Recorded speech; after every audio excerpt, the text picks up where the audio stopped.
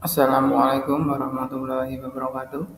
Selamat berjumpa kembali siswa-siswi kelas 8 SMP Muhammadiyah PK Mayat dan SMP Muhammadiyah 7 Mayat dalam pembelajaran daring TIK semester ke-6.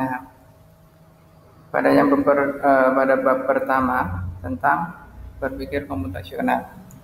Langsung saja kita masuk ke materinya, yaitu pengertian computational thinking.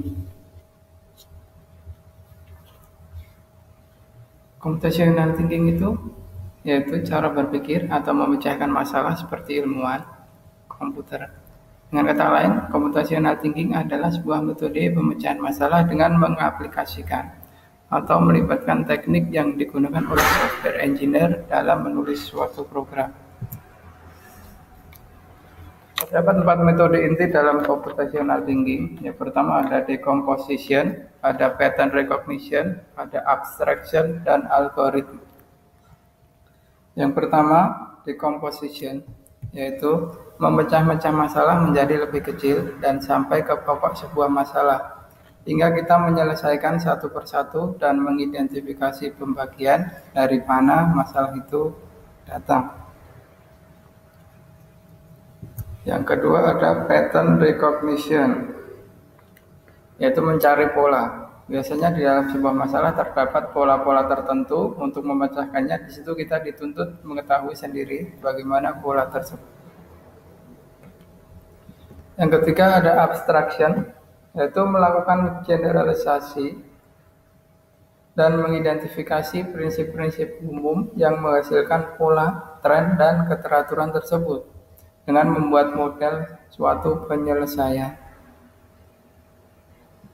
Yang keempat, algoritma, yaitu mengembangkan petunjuk pemecahan masalah yang sama secara step by step, langkah demi langkah, tahapan demi tahapan, sehingga orang lain dapat menggunakan langkah atau informasi tersebut yang menyelesaikan permasalahan yang sama. Jadi kalau seseorang mempunyai masalah yang sama, dengan melihat pola yang kalian buat itu akan dapat menyelesaikan juga.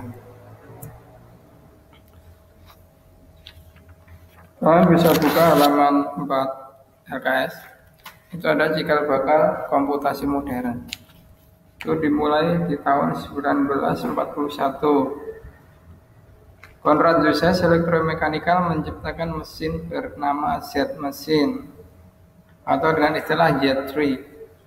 Di tahun yang sama itu ditemukan seperangkat tabung hampa yang didasarkan pada perhitungan angka biner dan degeneratif memberi kapasitor yang dikenal sebagai non-programmable Atanasoff atau Atanasoff Berry atau Berry komputer. Di tahun 1943 ditemukan komputer Colossus.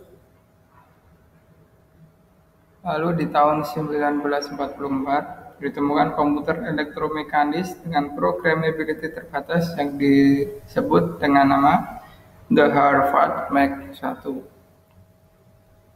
Lalu di tahun 1946 ditemukan komputer ENIAC.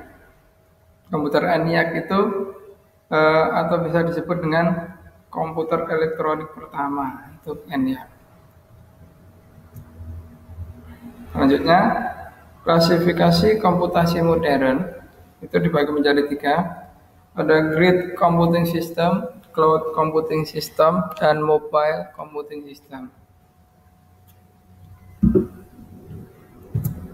Grid computing system yaitu komputasi grid adalah sekelompok komputer yang terhubung secara fisik melalui jaringan atau internet untuk melakukan tugas khusus bersama. Beberapa implikasinya bisa dilihat di LKS halaman 5. Ada Big Science, CADD, e-learning, microprocessor design, dan scientific simulator. Yang keenam ada visualization. Keterangannya bisa dibaca sendiri. Cloud computing system. Cloud diartikan sebagai internet, computing diartikan sebagai komputer. Definisinya adalah sebuah proses pengolahan daya komputasi melalui jaringan internet yang memiliki fungsi agar dapat menjalankan program melalui komputer yang telah terkoneksi satu sama lain pada waktu yang sama.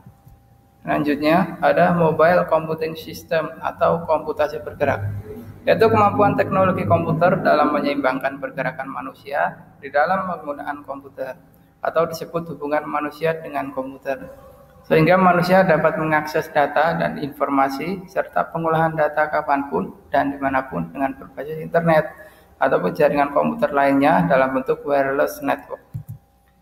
Untuk perbedaan mendasar atau faktor-faktor yang membedakan antara grid, cloud, dan mobile computing itu ada 4. Dari segi biaya, portabilitas, proses, dan teknologi. Untuk penjelasannya bisa dilihat di halaman 4 tentang faktor pembeda antara grid, cloud, dan mobile computing di bagian bawah. Ya, cukup sekian materi kali ini.